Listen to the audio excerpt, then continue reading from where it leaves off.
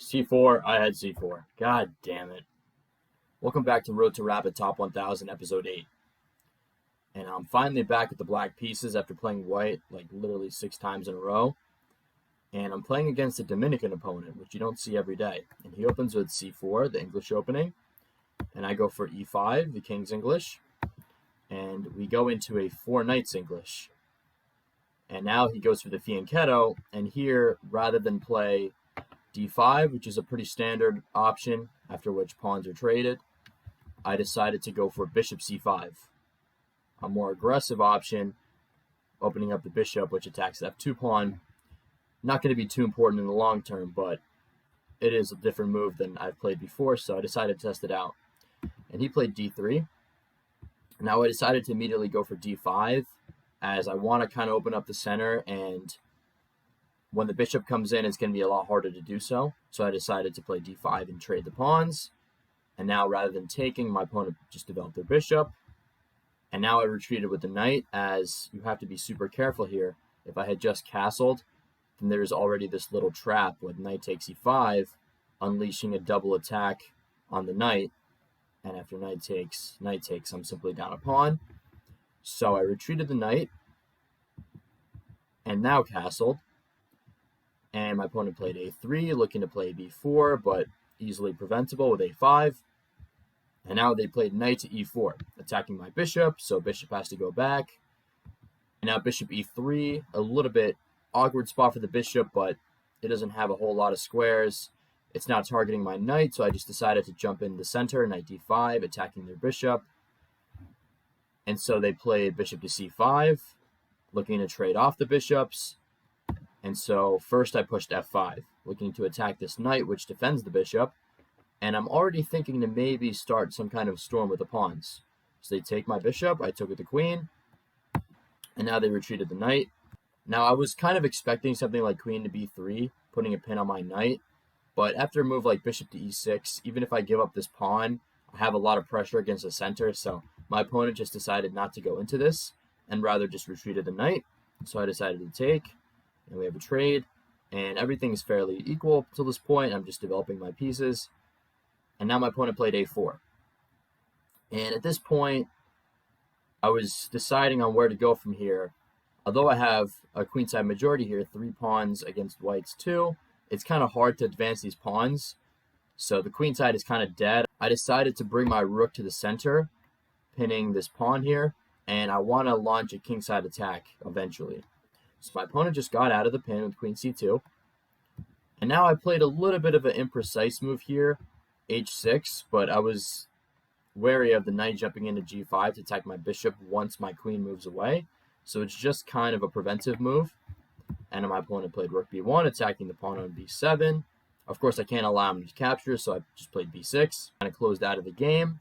But on the other hand, these pawns might become weak because they're pushed very far forward, and my bishop is kind of dead. And if I'm not careful and just play bishop d5, this is now a fork. But fortunately, I realized that I can just defend with a move like queen to e8, watch my knight, and also prevent the knight from coming here. So he just decided to retreat the knight to d2, still attacking my knight, so I have to be careful. And here I just played queen d7. And now he dove in here with rook b5, already threatening to take my knight and then take this pawn. And although I've realized that I need to manage my time better in these rapid games, I'm still working on that. And at this point, I had already less than 6 minutes. And I decided rather to just play a safe move like queen d6 to play e4. A more aggressive move playing on the fact that I have a pin here. And if my opponent were to take, this would be a huge mistake because I just win the knight. And after this, it looks like they're attacking both my pieces, but I can just retreat and defend. And I'm pretty practically winning here. So instead, they just played the only move that they could, d4. And now the advantage for me is that this bishop is kind of closed out of the game. But on the other hand, these pawns might become weak because they're pushed very far forward, and my bishop is kind of dead. So there's kind of a trade-off here. And I decided to reposition my knight with knight to e7. He played e3, just shoring up the center. And now knight to d5. And now, if my opponent were to go for c4, I could jump in with knight to b4, attacking the queen. And now this rook is kind of boxed in here. This would be pretty good for me. So he decided instead to go for rook c1, just preparing to launch these pawns eventually. I played c6, just forcing his rook back. And at this point, my opponent had a comfortable 11 minutes on the clock. I had just 4. So I'm already starting to feel the time pressure. And I played queen to c7. He played knight to c4, looking to jump the knight into a good square. And here, just a solid move would have been back with the knight. But I found a little trick here. I played knight to f4, which opens up an attack against the knight and also attacks here. And it looks like he can just take my pawn, but this is what I was counting on. I would have this move knight to d3, attacking the rook, and after rook moves, now have this move rook to b8. And actually, this knight is trapped, and there's no way that he can defend it again because the queen can't come here due to my bishop, and here due to my knight. So I'd actually be winning a piece here pretty much. So he didn't go into this, though. He just decided to jump the knight into e5, and now I eliminated his bishop, and now king recaptured. And I thought this was pretty good, but in hindsight, I gave up my knight, which had a lot of potential, for a bishop that was not even in the game, and now his knight is very strong, and it's hard for me to remove it. So I kind of paid a price for playing that little trick. But it's okay, we continue. I played rook to b8, and now c4, and I counter with c5. Of course, if he advances the pawn, I can just pick off his knight, and then I'm up a pawn. So instead, he played queen to c3, and so I took the pawn, and now he decided to recapture with his pawn. And now that the pawn is no longer guarding the square, I decided to just advance the pawns, looking to get at his king. And of course, if he were to take, now the rook takes, and his king is very vulnerable. So instead, he decided to just bring his rook in, maybe launch an attack on the queen side, and I went f3, checking the king. And now I was expecting him to go back to h1, but he surprised me by going to f1.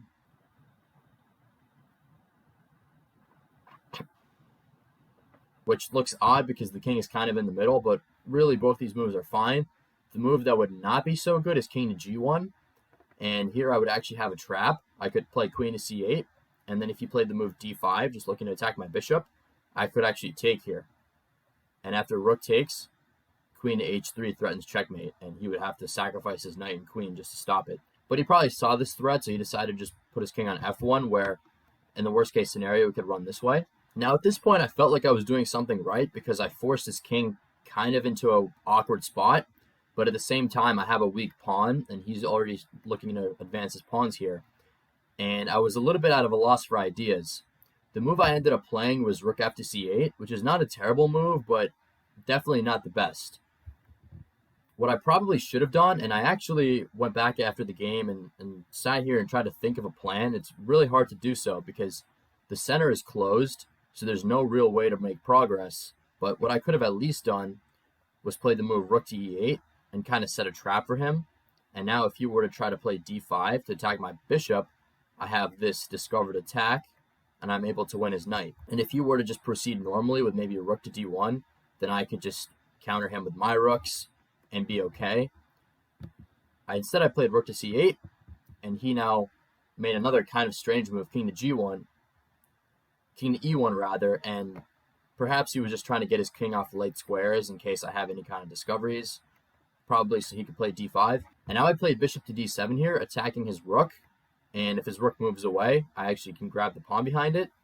So essentially it forced him to give up his very strong knight for my mediocre bishop. And after queen takes, he played the move h4. Kind of weird again. I guess he thought that this pawn would be weak in case my queen went in. But again, I have very little time here. The move I played was rook to d8. I just tried to put pressure on him.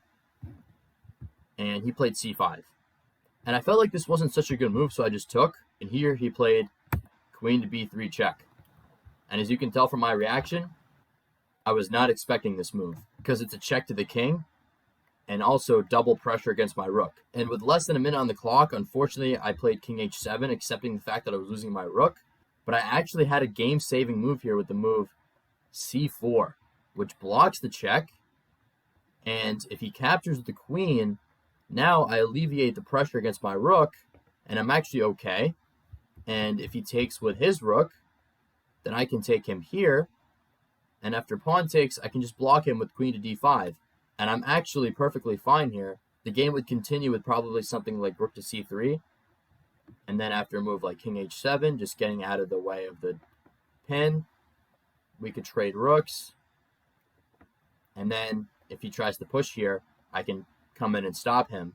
And this would probably end up being a draw because I'm going to win this pawn, but then he's going to win my weak pawn on e4, and it'll eventually balance out. Now, if I had managed my time better throughout the game and I had a couple minutes to think here, I definitely would have seen this move. But under time pressure, I just didn't occur to me that I could even do this. So I just moved king to h7 and, of course, lost the rook. And even though I got these pass pawns in the center, there's simply no match for the rook. And a couple moves later, after trying, just hoping that he would play maybe something like this, and I would have this remarkable way to win the rook back. Of course, he simply saw this and took this pawn, and after this move, I resigned.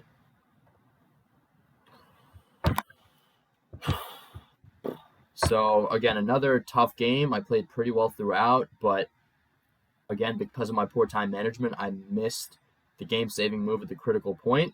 So, again, it shows that I need to manage my time better throughout the game so that I have time to really think when I need it the most, in order to not make mistakes like this and always try to play the best moves. Wow. Unbelievable.